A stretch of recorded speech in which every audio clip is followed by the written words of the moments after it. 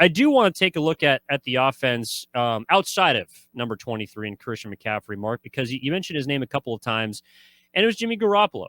And look, I don't know if you can necessarily pencil in a perfect way for Jimmy Garoppolo to be used by the 49ers, but if there was a game plan, like this probably would be it, right? Like 25 passes, which is what he had. He was 21 of 25, 235 yards, a couple of touchdowns, and most importantly, no turnovers. Like this was kind of a quintessential Jimmy Garoppolo game.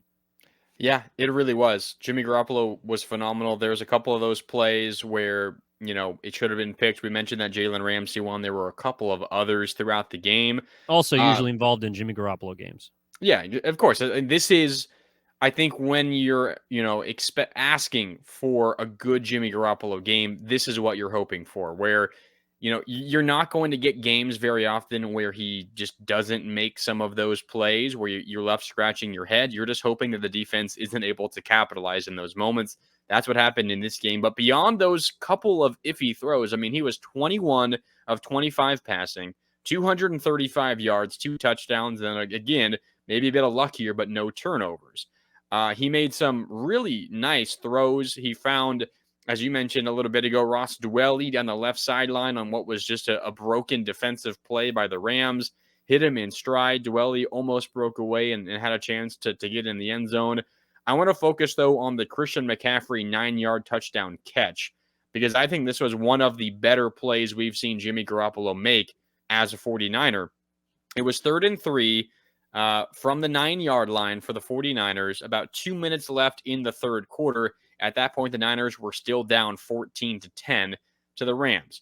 So again, Garoppolo out of the shotgun on 3rd and 3 from the 9. First read was to the left. It looked to me like it was Ayuk, and then a little bit more over the middle was Ray McLeod. Those were both covered. Garoppolo didn't like it. He then looks over to the right, sees George Kittle, but he's covered up. And then his fourth and final option is out in the flat where Christian McCaffrey is essentially used as a spacer. He wasn't even really running a route.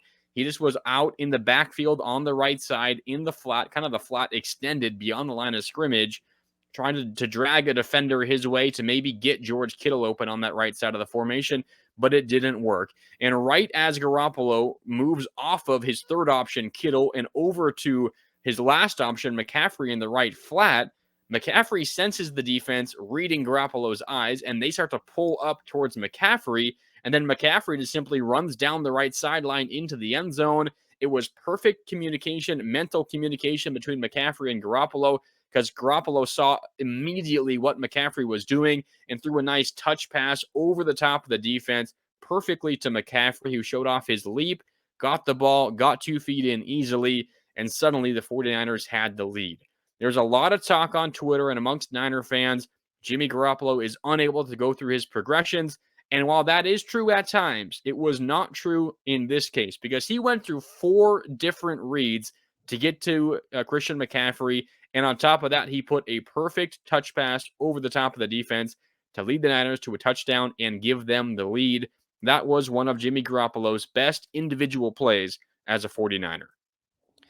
Yes, it was. And honestly, he had one of his best individual games overall, I thought, as a 49er. I mean, 21 of 25 is certainly not anything to bat an eye at, but his 132.5 quarterback rating, that would put it as his 6th best performance as a member of the 49ers. But again, with what he was sort of asked to do, to me, Mark, I know that he had an 0-no throw to Jalen Ramsey that should have probably been picked off. I know that there was at times he only had 4 incompletions, but, wasn't pinpoint at all parts. He certainly got some help, whereas in recent weeks there were more drops. We didn't really see that as much today, which was a great sign for the 49ers, despite missing a couple of their offensive weapons. But I also want to look at that drive as a whole, the one that ended on Christian McCaffrey's 9-yard touchdown catch, because that to me is a drive where you can look at it and say Jimmy G was damn good. I mean, that was a chunk play type drive. Jimmy G was 7 of 7 on that drive for 71 yards. And as a whole, the 49ers had 5 plays of 10 or more yards coming out of the third quarter after a drive that does not result in points. and you're looking for them for a sign of life to get back on track. They respond with that drive, which ends up being a miraculous play by McCaffrey, kind of an improvisational one in which he just flared out to the flat and then saw the opening in the corner, and Garoppolo, as you mentioned, hit him. Jimmy G was that is, I don't want to say the best that he can play, but I mean, if he gives you the Jimmy Good type games, which he did today, to me, those are games the 49ers should win, and why I was happy to see them handle the Rams in the second half with this version of Garoppolo, because he can dink and dunk and captain check down you to victory if you give him enough around him. And today, offensively, it was primarily Christian McCaffrey, but playing the complementary football along with the defense that also found its stride despite missing some guys, despite not putting its best foot forward in the first half. Just found a way to really come away with a commanding win against the Rams, and one in which is going to allow a lot of 49ers fans to sleep well tonight, knowing that everything that seemingly was going bad is now turned into something good. Yeah, no, I'm with you. Jimmy Garoppolo deserves a lot of credit for this one. I also think we mentioned some of the Rams' mistakes. I was at a loss why the Rams didn't try to score to close the first half. The Niners got that field goal. They I'm with you. stalled. They stalled in the red zone. That was the one time they didn't convert their red zone opportunity into a touchdown. It was a Robbie Gould 29-yard field goal, making it 14-10.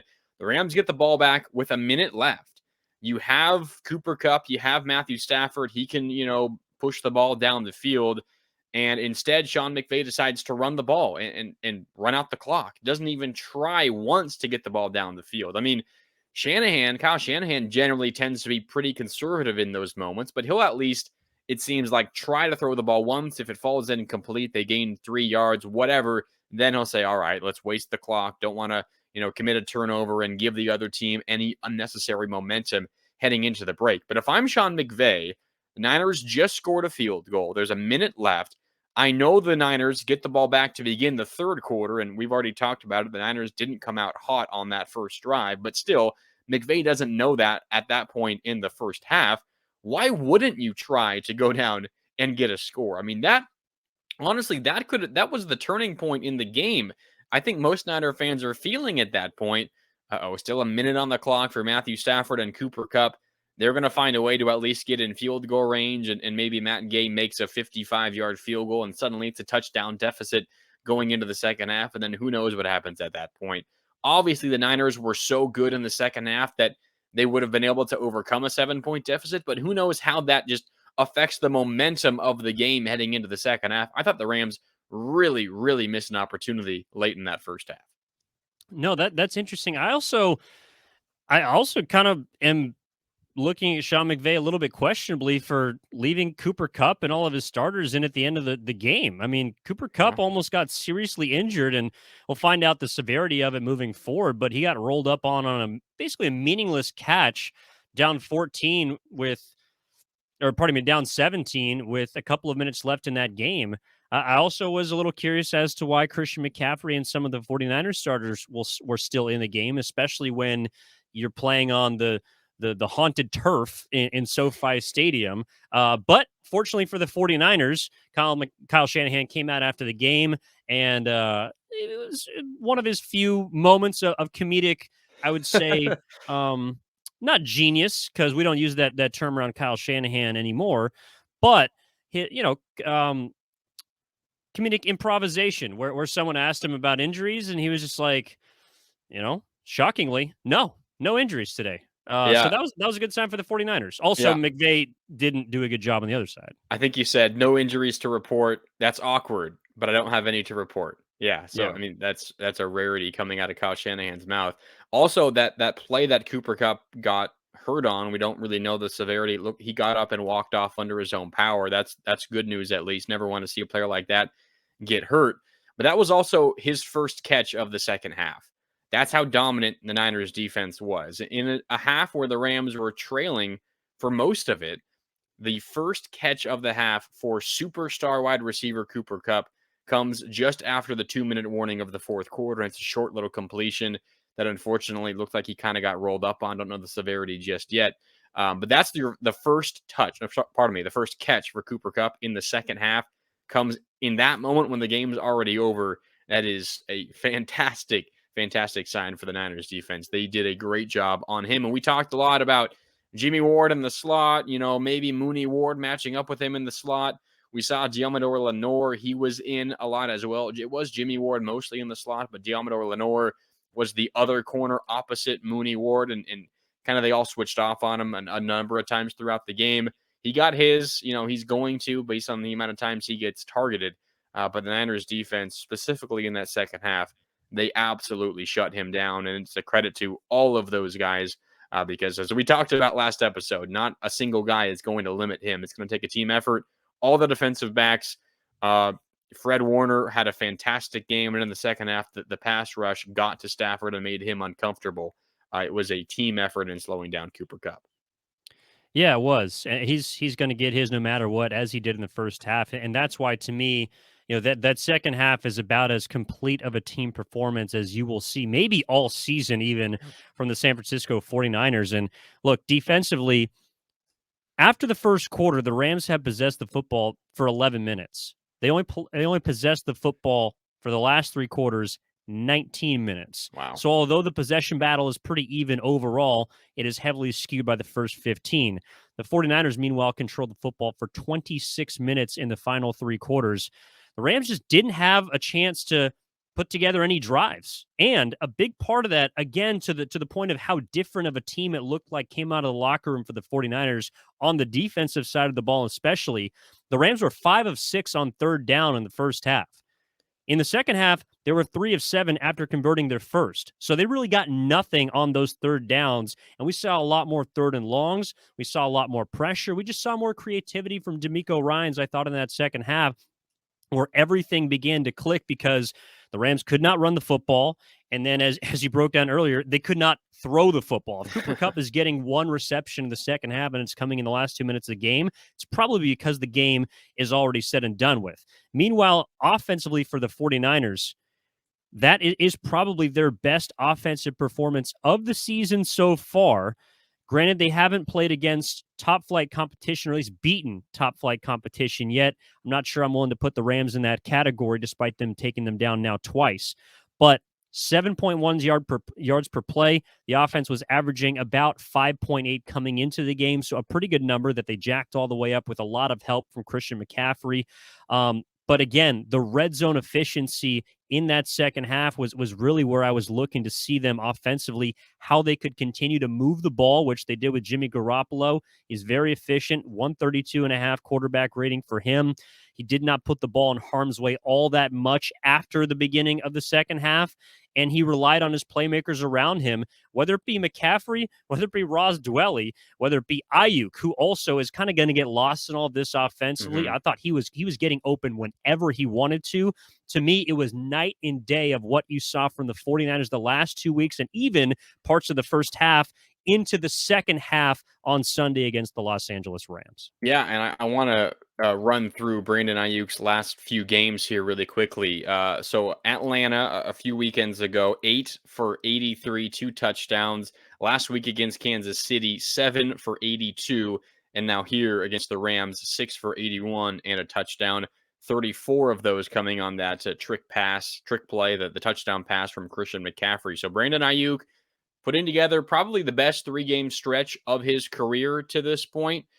He's, quietly having himself a pretty nice season now after a slow start, over 400 yards receiving now, played in 8 games. So that number I think will continue to tick up, but he's certainly trending in the right direction after a bit of a slow start. The adjustment, to Trey Lance, he was the guy who they worked out a lot in the offseason, and then he had to switch back to Jimmy Garoppolo because of the injury, and now he's finally getting comfortable in that role once again with Jimmy Garoppolo. So fantastic to see the Niners needed it. And you consider the fact that the Seahawks beat the New York Giants this weekend. That was, in fact, I think the only matchup, at least in the NFC, where there was 2 winning teams playing each other, which is kind of an interesting note in the scheduling at this point in the season.